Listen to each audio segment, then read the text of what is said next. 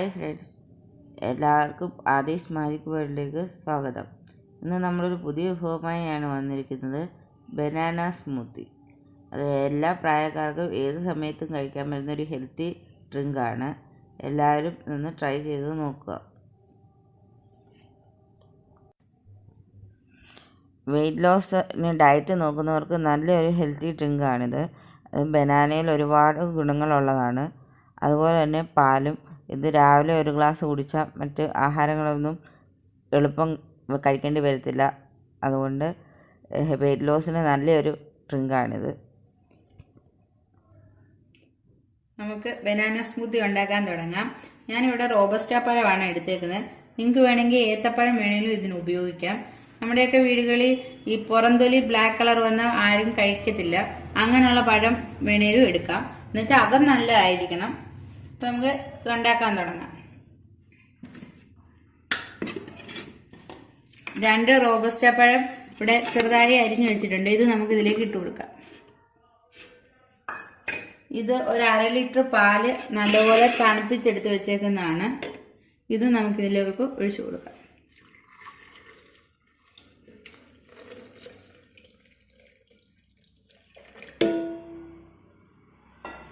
ഇതിനകത്ത് നമ്മൾ പഞ്ചസാര ഉപയോഗിക്കുന്നില്ല. അതിന് മധുരത്തിനനുസരിച്ച് തേൻ ചേർത്ത് കൊടുക്കാം. പഴത്തിന് നല്ല മധുരമുള്ളതാണ്. അതുകൊണ്ട് നമുക്കൊരു 2 ടേബിൾ സ്പൂൺ വരെ ഒഴിച്ചു കൊടുക്കാം.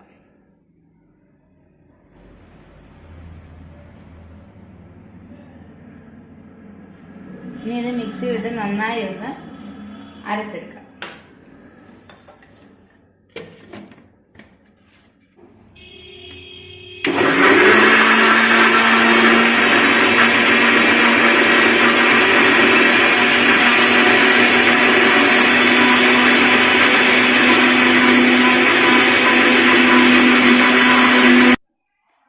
ഒരു 2-3 മിനിറ്റ് നമ്മളിത് നല്ലപോലെ അടിച്ചെടുത്തിട്ടുണ്ട്. ഇനി നമുക്കിത് സർവിങ് ഗ്ലാസ്സിലേക്ക് മാറ്റാം.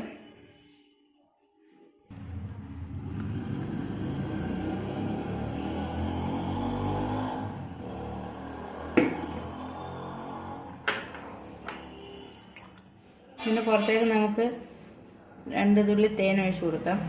ഇത് ഓപ്ഷണലാണ്.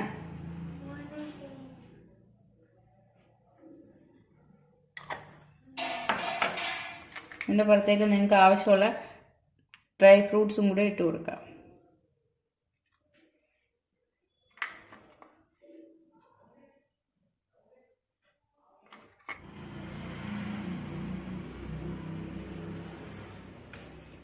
നമ്മുടെ സ്വാദിഷ്ടമായ ബനാന സ്മൂത്തി ഇവിടെ റെഡി ആയിരിക്കുകയാണ്. നമ്മൾ വീട്ടിലൊക്കെ പ്രത്യേകിച്ച് ഗസ്റ്റുകളൊക്കെ വരുമ്പോൾ പെട്ടെന്ന് ഉണ്ടാക്കി കൊടുക്കാം. പാലും പഴവും എപ്പോഴും നമ്മുടെയൊക്കെ വീടുകളിൽ അവൈലബിൾ ആണ്, തേനും. അപ്പം അതുകൊണ്ട് എല്ലാവരും ഇതൊന്ന് ട്രൈ ചെയ്ത് നോക്കുക. ട്രൈ ചെയ്ത് നോക്കിയിട്ട് ഇഷ്ടപ്പെട്ടെന്നുണ്ടെങ്കിൽ കമൻറ്റുകളായി അറിയിക്കുക, ഷെയർ ചെയ്യുക, ലൈക്ക് ചെയ്യുക. ഞങ്ങളുടെ ചാനൽ സബ്സ്ക്രൈബ് ചെയ്തിട്ടില്ലാത്തവർ പെട്ടെന്ന് തന്നെ സബ്സ്ക്രൈബ് ചെയ്യുക. അതിൻ്റെ അടുത്തൊരു കുഞ്ഞു ബെല്ലൈക്കൺ വരും, അതും കൂടെ മറക്കാതെ പ്രസ് ചെയ്യുക. എങ്കിൽ മാത്രമേ പുതിയ പുതിയ വീഡിയോസ് ഞാൻ അപ്ലോഡ് ചെയ്യുമ്പോൾ നിങ്ങൾക്ക് നോട്ടിഫിക്കേഷനായി വരികയുള്ളൂ. അപ്പം മറക്കാതെ എല്ലാവരും സബ്സ്ക്രൈബ് ചെയ്യണം, ലൈക്ക് ചെയ്യണം, ഷെയർ ചെയ്യണം. വീണ്ടും നല്ലൊരു വീഡിയോയുമായി വരാം. Tata, bye bye.